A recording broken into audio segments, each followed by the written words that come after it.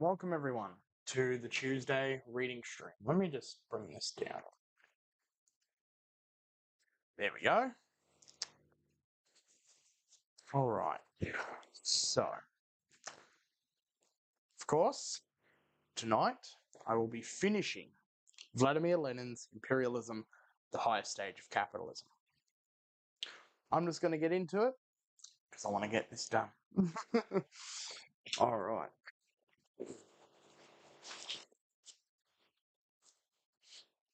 Chapter 9, The Critique of Imperialism. By the critique of imperialism, in the broad sense of the term, we mean the attitude towards imperialist policy of the different classes of society as part of their general ideology. The enormous dimensions of finance capital concentrated in a few hands and creating an extremely extensive and close network of ties and relationships which subordinate not only the small and medium, but also even the very small capitalists and small masters on the one hand, and the intense struggle waged against other national state groups of financiers for the division of the world and domination over other countries, on the other hand, caused the wholesale transition of the possessing classes to the side of imperialism. The signs of the times are a general enthusiasm regarding its prospects. It's a passionate defense of imperialism and every possible embellishment of its real nature. The imperialist ideology also penetrates the working class. There is no Chinese wall between it and the other classes.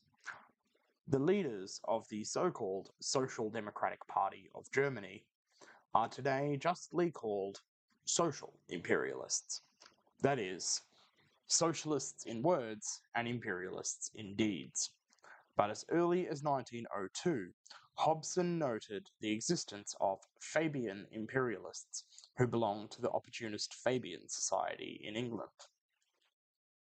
Bourgeois scholars and publicists usually come out in defense of imperialism in a somewhat veiled form and obscure its complete domination and its profound roots. They strive to concentrate attention on partial and secondary details and do their very best to distract attention from the main issue by means of ridiculous schemes for reform, such as police supervision of the trusts and banks, etc. Less frequently, cynical and frank imperialists speak out and are bold enough to admit the absurdity of the idea of reforming the fundamental features of imperialism.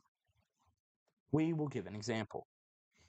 The German imperialists' attempt, in the magazine Archives of World Economy, to follow the movements for national emancipation in the colonies, particularly, of course, in colonies other than those belonging to Germany. They note the ferment and protest movements in India, the movement in Natal, South Africa, the movement in the Dutch East Indies, etc. One of them, commenting on an English report of the speeches delivered at a conference of subject peoples and races held on June 28th to 30th, 1910, at which representatives of various peoples subject to foreign domination in Africa, Asia, and Europe were present, writes as follows in appraising the speeches delivered at this conference. We are told that we must fight against imperialism, that the dominant states should recognize the right of subject peoples to home rule, that an international tribunal should supervise the fulfillment of treaties concluded between the great powers and weak peoples. One does not get any further than the expression of these pious wishes. We see no trace of understanding of the fact that imperialism is dissolubly bound up with capitalism in its present form, and therefore also no trace of the realization that an open struggle against imperialism would be hopeless, unless, perhaps, the fight is confined to protests against certain of its especially abhorrent excesses. Since the reform of the basis of imperialism is a deception, a pious wish, since the bourgeois representatives of the oppressed nations go no further forward, the bourgeois representatives of the oppressing nation go further backwards to civility, towards imperialism, concealed by the cloak of science. Logic indeed. The question as to whether it is possible to reform the basis of imperialism, whether to go forward to the accentuation and deepening of the antagonisms which it engenders, or backwards towards allaying these antagonisms, is a fundamental question in the critique of imperialism. As a consequence of the fact that the political features of imperialism are reaction all along the line, and increased national oppression resulting from the oppression of the financial oligarchy and the elimination of free competition, a petty bourgeois democratic opposition has been rising against imperialism in almost all imperialist countries since the beginning of the 20th century. And the desertion of Kautsky and of the broad international Kautskyan trend from Marxism is displayed in the very fact that Kautsky not only did not trouble to oppose, not only was unable to oppose this petty bourgeois reformist opposition, which is really reactionary in its economic basis, but in practice actually became merged with it.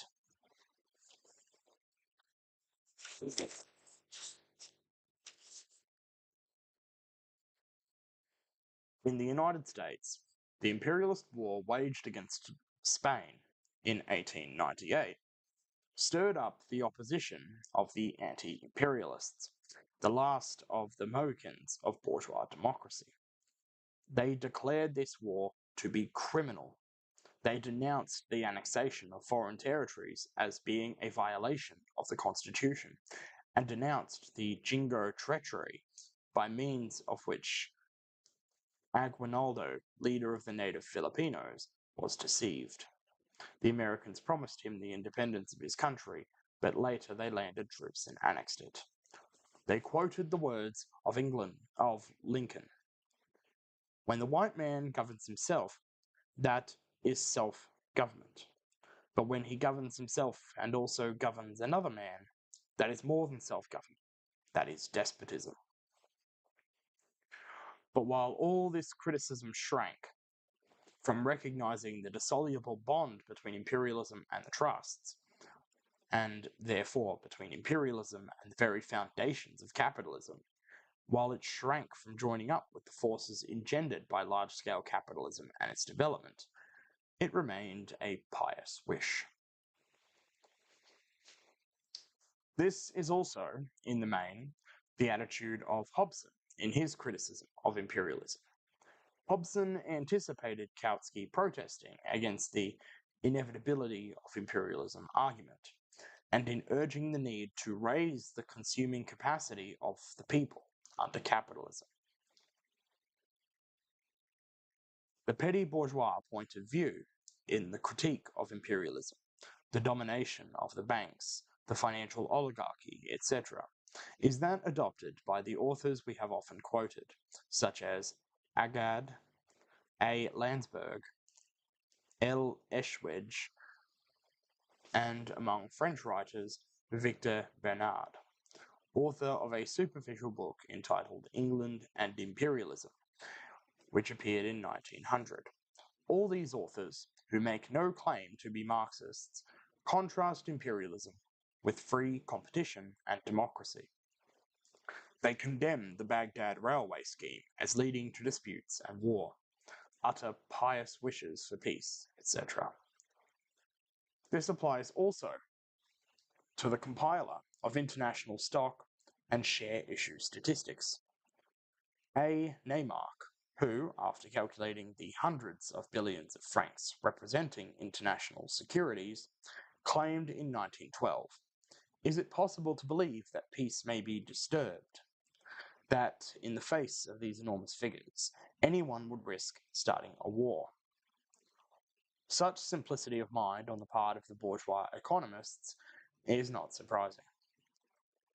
Besides, it is in their interest to pretend to be so naive and to talk seriously about peace under imperialism. But what remains of Kautsky's Marxism when, in 1914, 15 to 16, he takes up the same attitude as the bourgeois reformists and affirms that everybody is agreed, imperialists, pseudo-socialists, and social pacifists, as regards peace. Instead of an analysis of imperialism and an exposure of the depths of its contradictions, we have nothing but a reformist, pious wish to wave it aside, to evade it. Here is an example of Kautsky's economic criticism of imperialism. He takes the statistics of the British export and import trade with Egypt for 1872 and 1912. These statistics show that this export and import trade has developed more slowly than British foreign trade as a whole. From this, Kautsky concludes that we have no reason to suppose that British trade with Egypt would have been less developed simply as a result of the mere operation of economic factors without military occupation.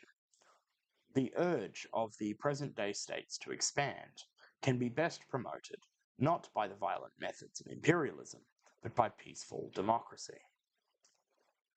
This argument, which is repeated in every key by Kautsky's Russian armor-bearer and Russian protector of the social chauvinists, Mr. Spectator, represents the basis of Kautskyan criticism of imperialism, and that is why we must deal with it in greater detail.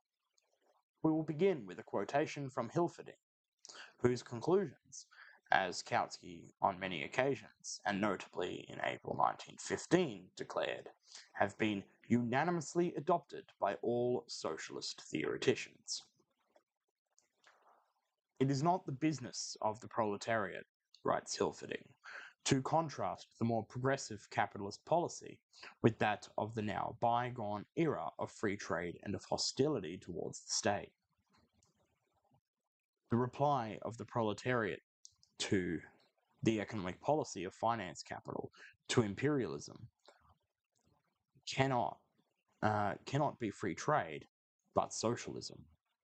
The aim of proletarian policy cannot now be the ideal of restoring free competition, which has now become a reactionary ideal, but the complete abolition of competition by the vanquishment of capitalism. Kautsky departed from Marxism by advocating what is, in the period of finance capital, a reactionary ideal, peaceful democracy, the mere operation of economic factors. For objectively, this ideal drags us back from monopoly capitalism to the non-monopolist stage and is a reformist swindle. Trade with Egypt, or with any other colony or semi-colony, would have grown more without military occupation, without imperialism, and without finance capital. What does this mean? That capitalism would develop more rapidly if free competition were not restricted by monopolies in general, or by the connections, or the yoke, i.e. also the monopoly of finance capital, or by the monopolist possession of colonies by certain countries. Kautsky's argument can have no other meaning, and this meaning is meaningless. But suppose, for the sake of argument, free competition without any sort of monopoly would develop capitalism and trade more rapidly. Is it not a fact that the more rapidly trade and capitalism develop, the greater is the concentration of production and capital which gives rise to monopoly? The monopolies have already come into being precisely out of free competition. Even if monopolies have now begun to retard progress, it is not an argument in favor of free competition which has become impossible since it gave rise to monopoly. Whichever way one turns Kautsky's argument, one will find nothing in it except reaction and bourgeois reformism. Even if we modify this argument and say, as Spectator says, that the trade of the British colonies with the mother country is now developing more slowly than their trade with other countries, it does not save Kautsky. For it is also monopoly and imperialism that is beating Great Britain. Only it is the monopoly and imperialism of another country, America, Germany. It is known that the cartels have given rise to a new and peculiar form of protective tariffs, i.e., goods suitable for export are protected. Engels noted this in Volume 3 of Capital. It is known, too, that the cartels and finance capital have a system peculiar to themselves, that of exporting goods at cut-rate prices, or dumping, as the English call it. Within a given country, the cartel sells its goods at a high price fixed by monopoly. Abroad, it sells them at a much lower price to undercut the competitor, to enlarge its own production to the utmost, etc. If Germany's trade with the British colonies is developing more rapidly than that of Great Britain with the other colonies, it only proves that German imperialism is younger, stronger, and better organized than British imperialism, is superior to it. But this by no means proves the superiority of free trade, for it is not free trade fighting against protection and colonial dependence, but two rival imperialisms, two monopolies, two groups of finance capital that are fighting. The superiority of German imperialism over British imperialism is stronger than the wall of colonial frontiers or of protective tariffs. To use this as an argument in favor of free trade and peaceful democracy is banal, is to forget the essential features and qualities of imperialism, to substitute petty bourgeois reformism for Marxism. So we got a table coming in. Just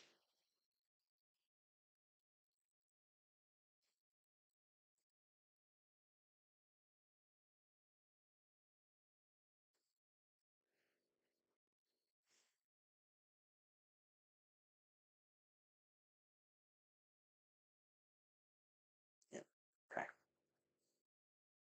Go on.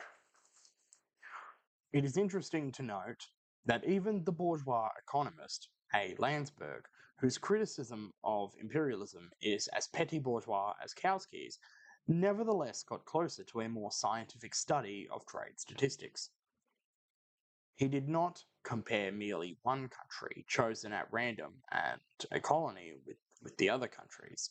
He examined the export trade of an imperialist country, one, with countries which are financially dependent upon it, which borrow money from it, and two, with countries which are financially independent. He obtained the following results. I'll leave this there for a moment.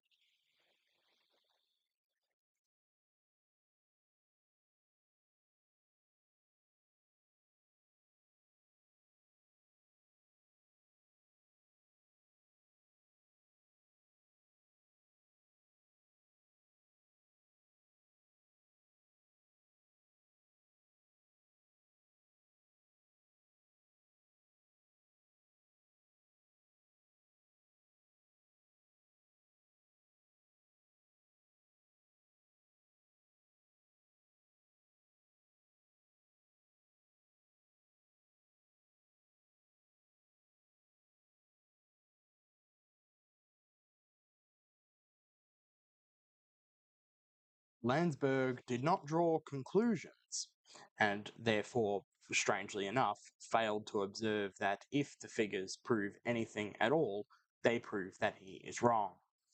For the exports to countries financially dependent on Germany have grown more rapidly, if only slightly, than those to the countries which are financially independent. We emphasize the if, for Landsberg's figures are far from complete. Tracing the connection between export trade and loans, Landsberg writes, in 1890 to 91, a Romanian loan was floated through the German banks, which had already in previous years made advances on this loan. The loan was used chiefly for purchases of railway materials in Germany. In 1891, German exports to Romania amounted to 55 million marks. The following year they fell to 39.4 million marks, then with fluctuations to 25.4 million in 1900. Only in very recent years have they regained the level of 1891, thanks to several new loans. German exports to Portugal rose.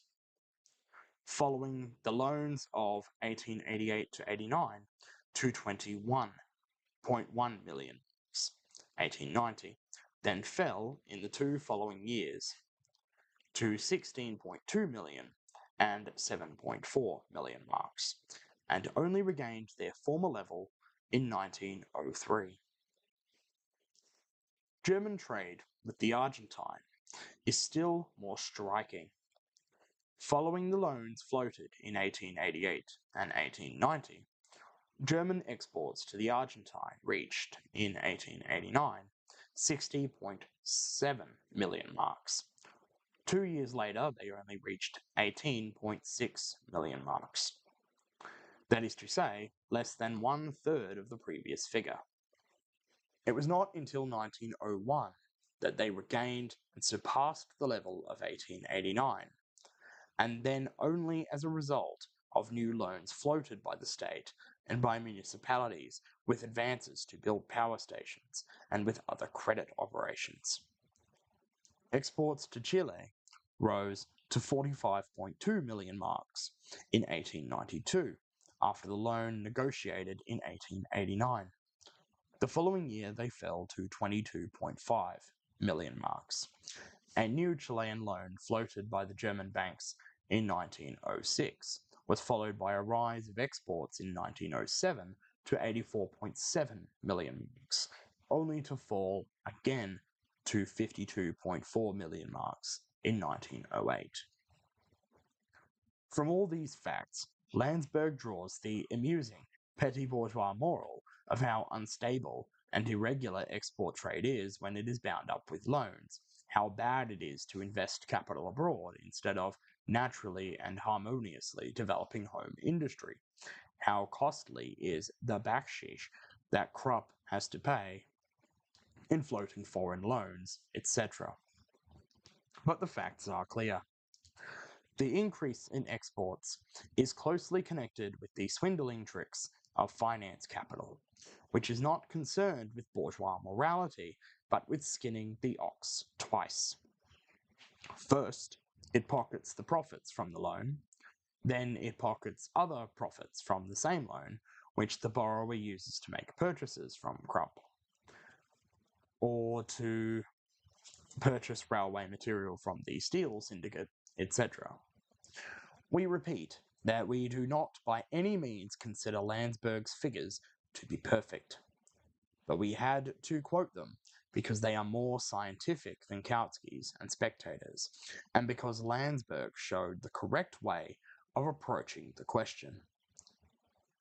In discussing the significance of finance capital in regard to exports, etc., one must be able to single out the connection of exports, especially and solely with the tricks of the financiers, especially and solely with the sale of goods by cartels, etc.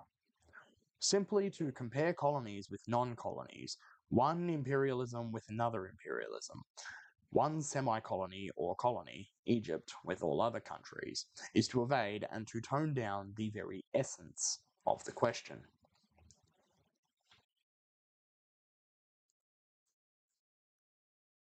Kautsky's theoretical critique. of imperialism has nothing in common with Marxism and serves no other purpose than as a preamble to propaganda for peace and unity with the opportunists and the social chauvinists, precisely for the reason that it evades and obscures the very profound and radical contradictions of imperialism.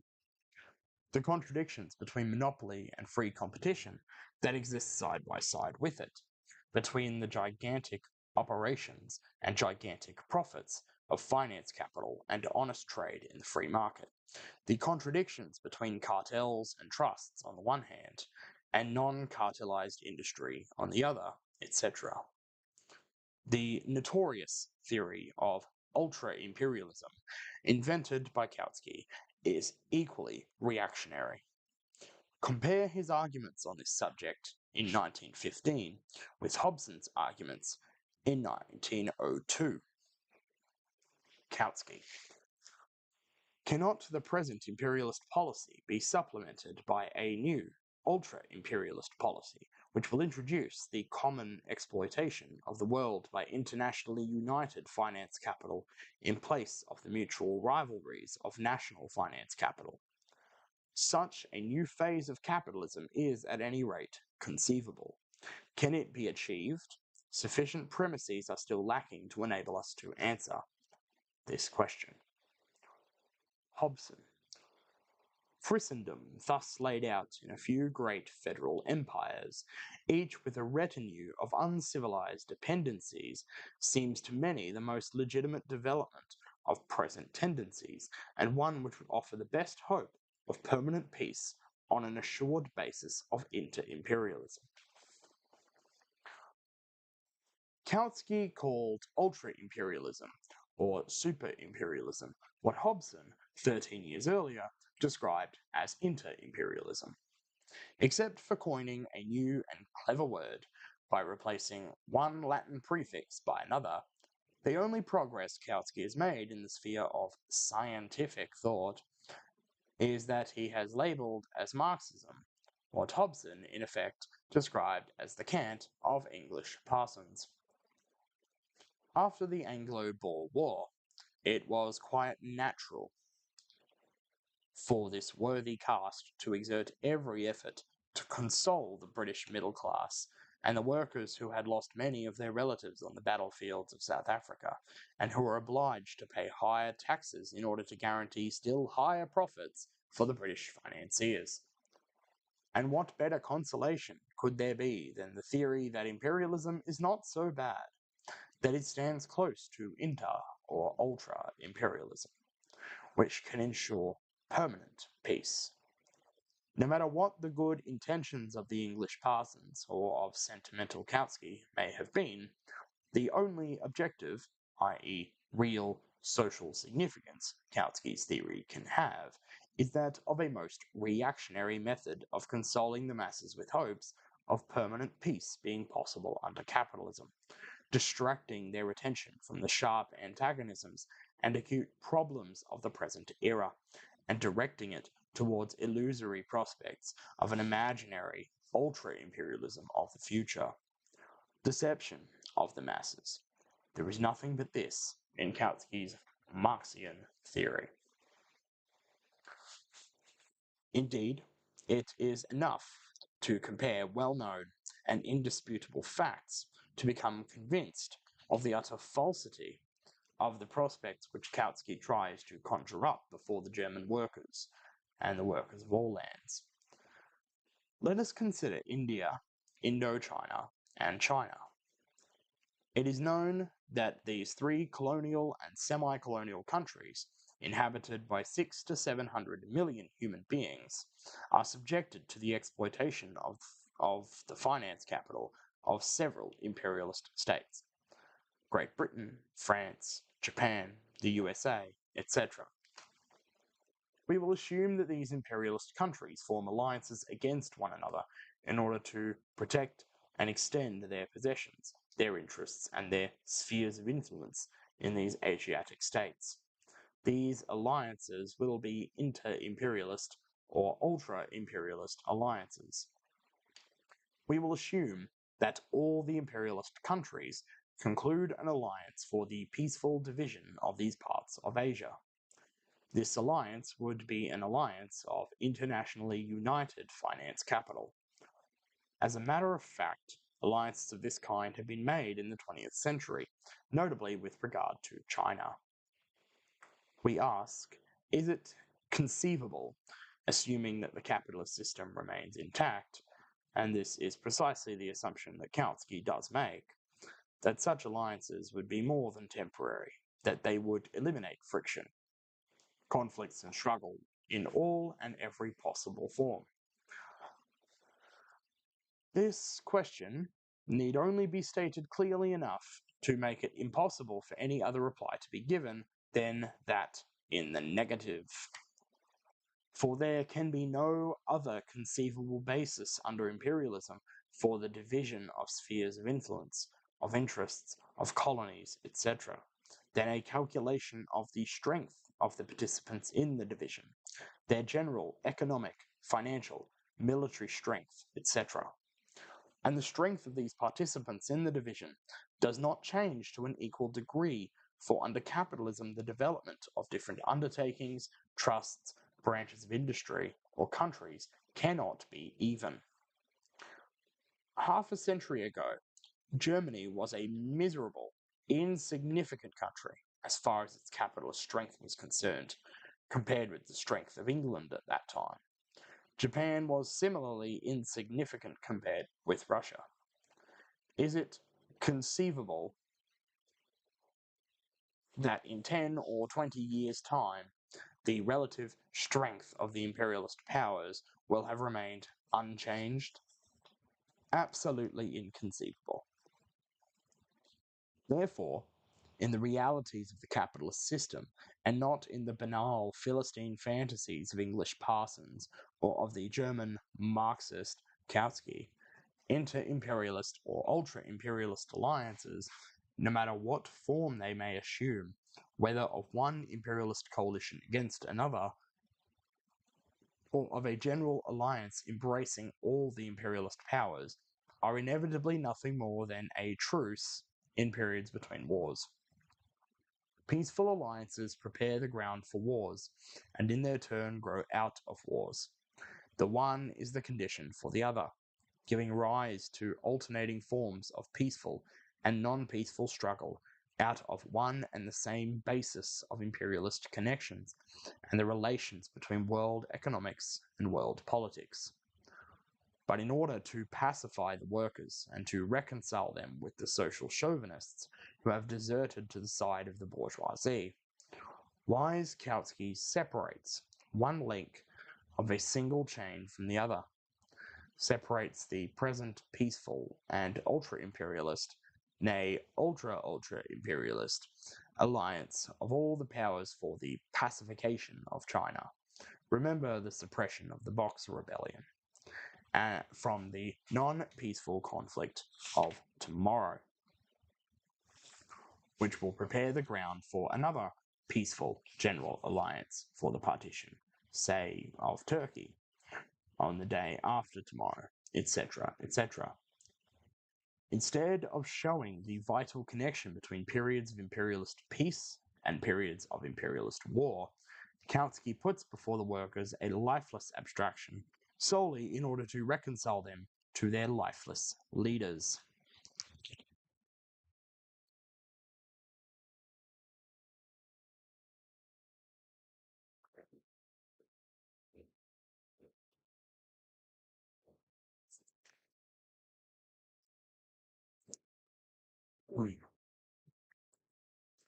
An American writer, Hill, in his History of Diplomacy and the International Development of Europe, points out in his preface the following periods of contemporary diplomatic history. 1. The era of revolution. 2. The constitutional movement. 3. The present era of commercial imperialism.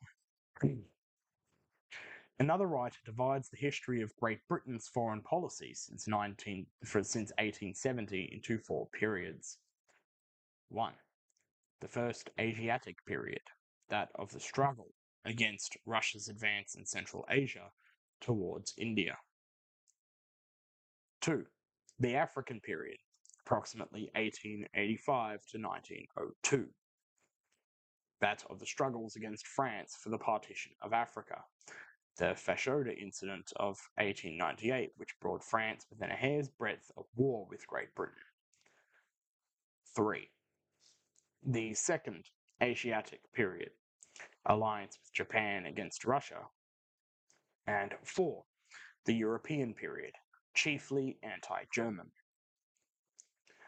The political skirmishes of outposts take place on the financial field, wrote Risa, the banker, in 1905, in showing how French finance capital operating in Italy was preparing the way for a political alliance of these countries, and how a conflict was developing between Great Britain and Germany over Persia, between all the European capitalists over Chinese loans, etc. Behold, the living reality of peaceful ultra-imperialist alliances in their indissoluble connection with ordinary imperialist conflicts. Kautsky's toning down of the deepest contradictions of imperialism, which inevitably becomes the embellishment of imperialism, leaves its traces in this writer's criticism of the political features of imperialism. Imperialism is the epoch of finance capital and of monopolies, which introduce everywhere the striving for domination, not for freedom. The result of these tendencies is reaction all along the line, whatever the political system, and an extreme intensification of existing antagonisms in this domain also. Particularly acute becomes the yoke of national oppression and the striving for annexations, i.e. the violation of national independence, for annexation is nothing but the violation of the right of nations to self-determination. Hilferding justly draws attention to the connection between imperialism and the growth of national oppression. In the newly opened up countries themselves, he writes, the capitalism imported into them intensifies contradictions and excites the constantly growing resistance against the intruders of the peoples who are awakening to national consciousness. This resistance can easily become transformed into dangerous measures directed against foreign capital. The old social relations become completely revolutionized. The age-long agrarian incrustation of nations without a history is blasted away, and they are drawn into the capitalist whirlpool. Capitalism itself gradually procures for the vanquished the means and resources for their emancipation, and they set out to achieve the same goal which once seemed highest to the European nations, the creation of a united national state as a means to economic and cultural freedom. This movement for national independence threatens European capital just in its most valuable and most promising fields of exploitation, and European capital can maintain its domination only by continually increasing its means of exerting violence. To this must be added that it is not only in the newly opened up countries, but also in the old, that imperialism is leading to annexation, to increased national oppression, and consequently also to increasing resistance. While opposing the intensification of political reaction caused by imperialism, Kautsky obscures the question, which has become very serious, of the impossibility of unity with the opportunists in the epoch of imperialism. While objecting to annexations, he presents his objections in a form that will be most acceptable and least offensive to the opportunists. He addresses himself to a German audience, yet he obscures the most topical and important point, for instance, the annexation of Germany by Alsace-Lorraine, In order to appraise this lapse of mind of Kautsky's, we will take the following example. Let us suppose that a Japanese is condemning the annexation of the Philippine Islands by the Americans. Will many believe that he is doing so because he has a horror of annexations as such, and not because he himself has a desire to annex the Philippines? And shall we not be constrained to admit that the fight the Japanese are waging against annexations can only be regarded as being sincere and politically honest only if he fights against the annexation of Korea by Japan and urges freedom for Korea to secede from Japan?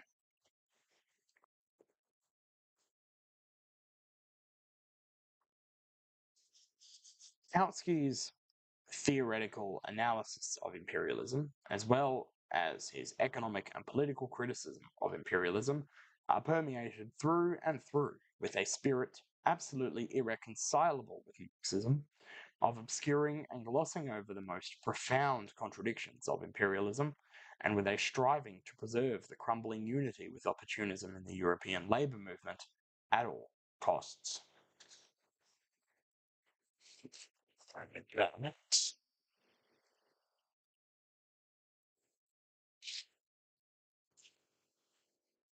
That we come to the final chapter, Chapter 10, The Place of Imperialism in History.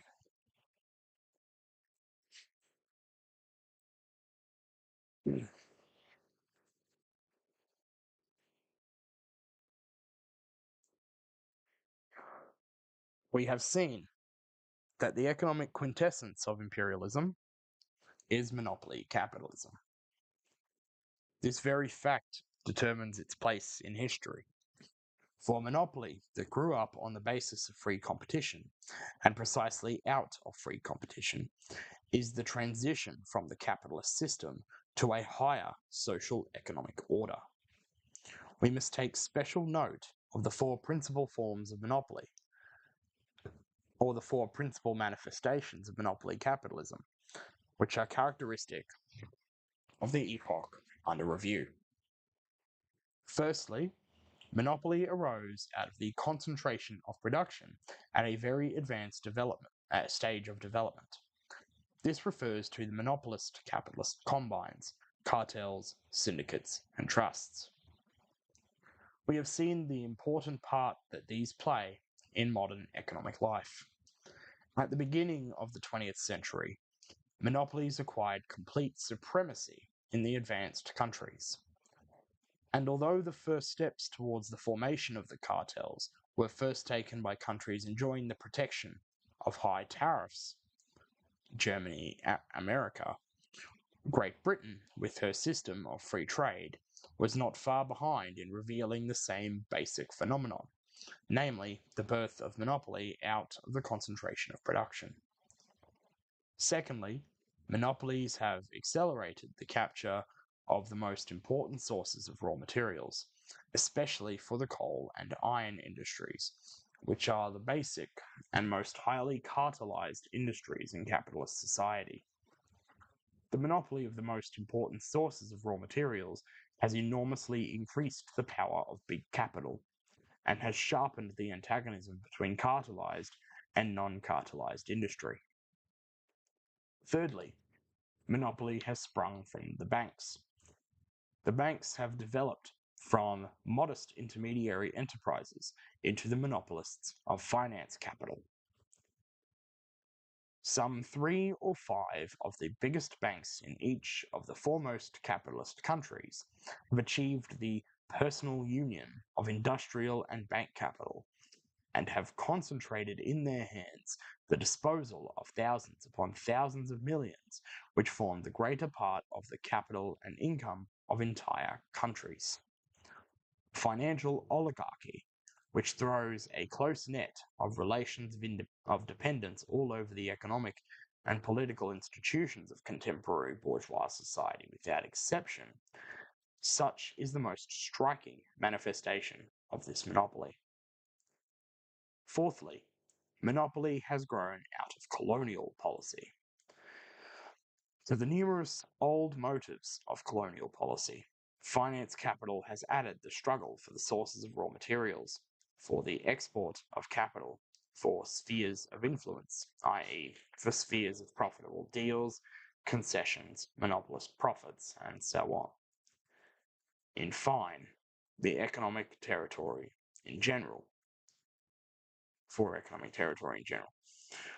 When the colonies of the European powers in Africa, for instance, comprised only 1/10 of that territory, as was the case in 1876, colonial policy was able to develop by methods other than those of monopoly, by the free grabbing of territories, so to speak. But when 9/10 of Africa had been seized, approximately by 1900, when the whole world had been divided up, there was inevitably ushered in a period of colonial monopoly, and consequently a period of particularly intense struggle for the division and the redivision of the world.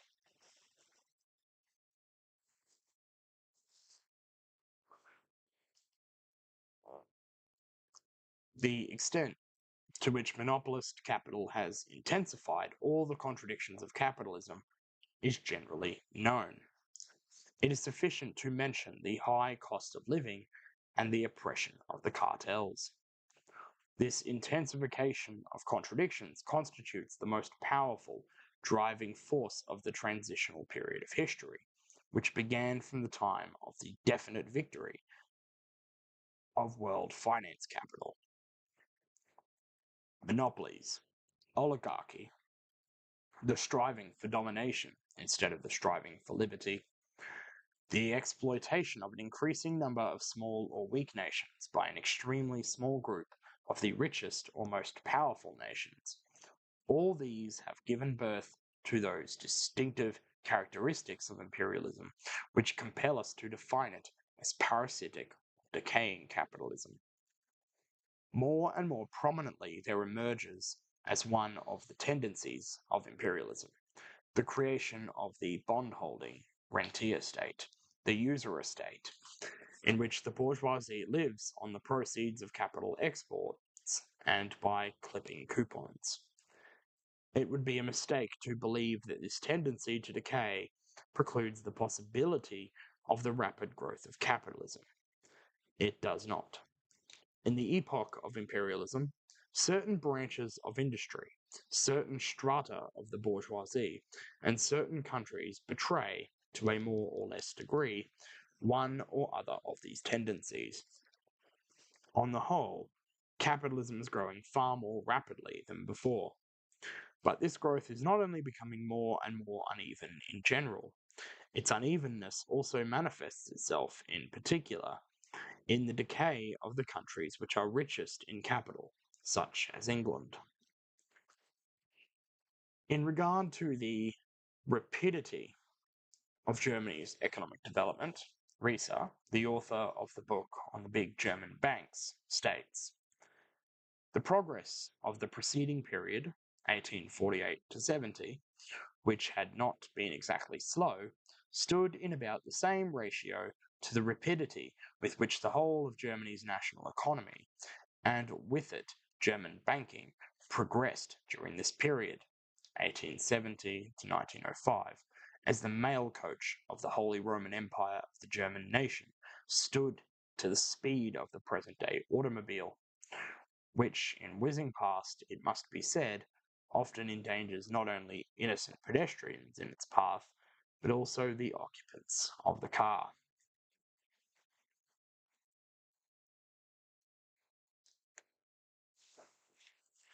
In its turn, this finance capital, which has grown so rapidly, is not unwilling, precisely because it has grown so quickly,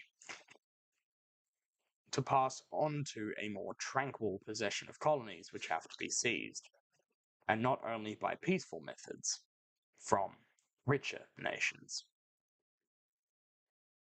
In the United States, economic development in the last decades has been even more rapid than in Germany, and for this very reason the parasitic character of modern American capitalism has stood out with particular prominence. On the other hand, a comparison of, say, the Republican American bourgeoisie with the monarchist Japanese or German bourgeoisie shows that the most pronounced political distinctions diminish to an extreme degree in the epoch of imperialism, not because they are unimportant in general, but because in all these cases we are discussing a bourgeoisie which has definite features of parasitism. The receipt of high monopoly profits by the capitalists in one of the most numerous branches of industry, in one of numerous countries, etc., makes it economically possible for them to corrupt certain sections of the working class, and for a time a fairly considerable minority, and win them to the side of the bourgeoisie of a given industry or nation against all the others. The intensification of antagonisms between imperialist nations for the division of the world increases this striving. And so there is created that bond between imperialism and opportunism, which revealed itself first and most clearly in England, owing to the fact that certain features of imperialist development were observable there much earlier than in other countries. Some writers, L. Martov, for example, try to evade the fact that there is a connection between imperialism and opportunism in the labour movement, which is particularly striking at the present time, by resorting to official optimistic arguments, a la Kautsky and Huysmans, like the following. The cause of the opponents of capitalism would be hopeless if it were precisely progressive capitalism that led to the increase of opportunism, or if it were precisely the best paid workers who were inclined towards opportunism, etc. We must have no illusion regarding optimism of this kind. It is optimism in regard to opportunism. It is optimism which serves to conceal opportunism. As a matter of fact, the extraordinary rapidity and the particularly revolting character of the development of opportunism is by no means a guarantee that its victory will be durable. The rapid growth of a malignant abscess on a healthy body only causes it to burst more quickly and thus to relieve the body of it. The most dangerous people of all in this respect are those who do not wish to understand that the fight against imperialism is a sham and humbug unless it is inseparably bound up with the fight against opportunism. From all that has been said in this book on the economic nature of imperialism, it follows that we must define it as capitalism in transition, or more precisely, as moribund capitalism. It is very instructive in this respect to note that the bourgeois economists, in describing modern capitalism, frequently employ terms like interlocking, absence of isolation, etc., in conformity with their functions and course of development. Banks are not purely private business enterprises. They are more and more outgrowing the sphere of purely private business regulation. And this very Risa, who uttered the words just quoted, declares with all seriousness that the prophecy of the Marxists concerning socialization has not come true. What then does this word interlocking express? It merely expresses the most striking feature of the process going on before our eyes.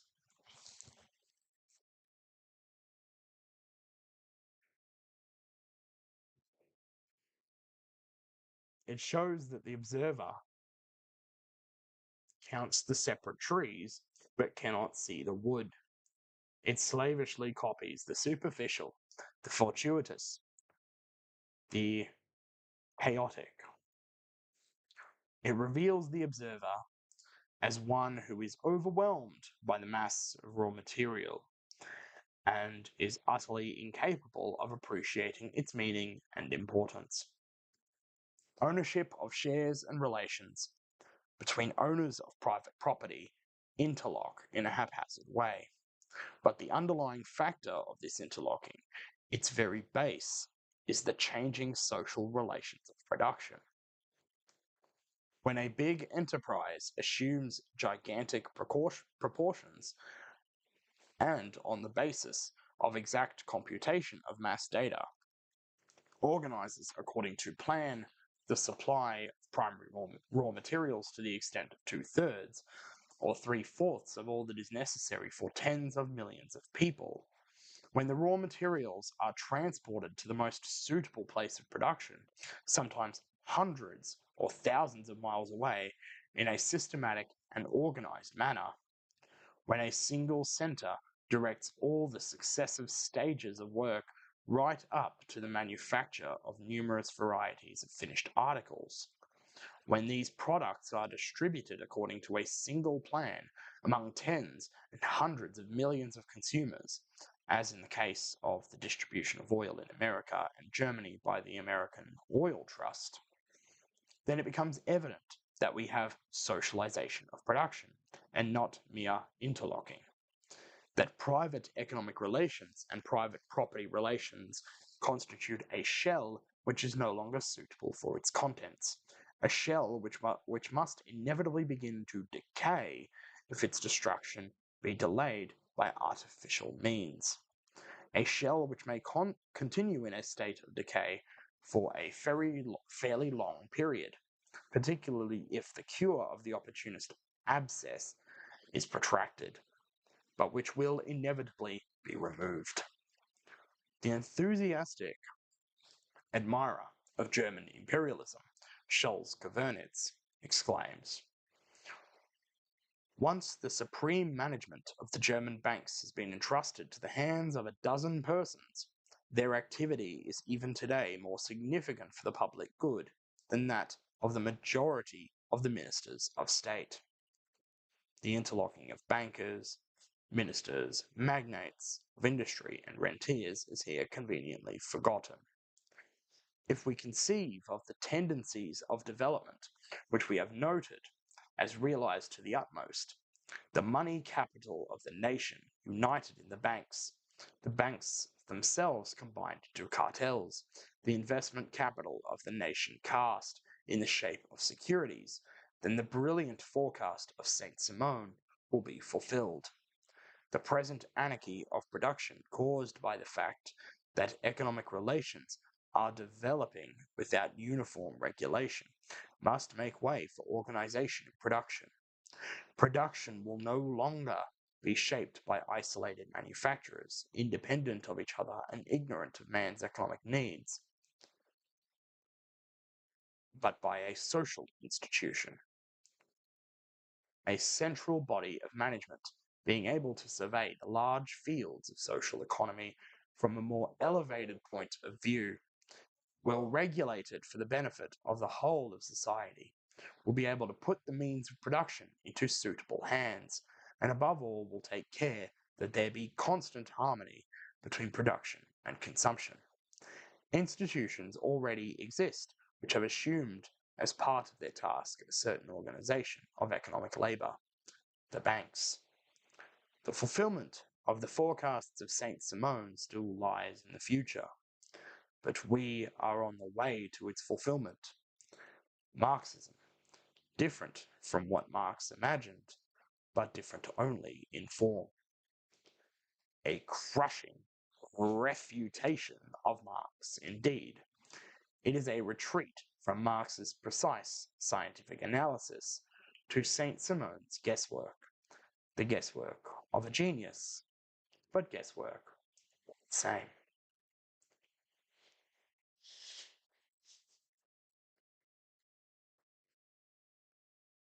None. All right. That took long enough. Ooh. So, we'll put this one.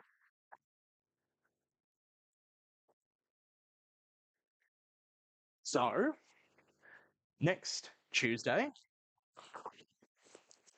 I'll be beginning this Clinton Fernandez's sub-imperial power, Australia in the international arena. This one will be very important for contemporary Australia in particular, which is where I am. So yeah, that'll be started next Tuesday. This Saturday, I will be continuing to read Ilan Pape's A Very Short History of the Israel-Palestine Conflict. So I doubt this one will take very long.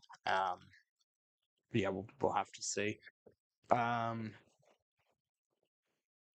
And of course, on Thursday, I will be back to continue Lilac Story and Freedom Planet 2 for the gaming stream. So that will be it for tonight. So if you're enjoying the streams, if you want to keep up with this one particularly, if you live in Australia, it's good to know. Then make sure to just hit that subscribe button, hit the bell. I'll also have announcements with the thing with the links to the streams on Twitter when they start. Not calling it X on Twitter and other places when it starts. But yeah, that will be it for tonight. So I'll see you guys next time.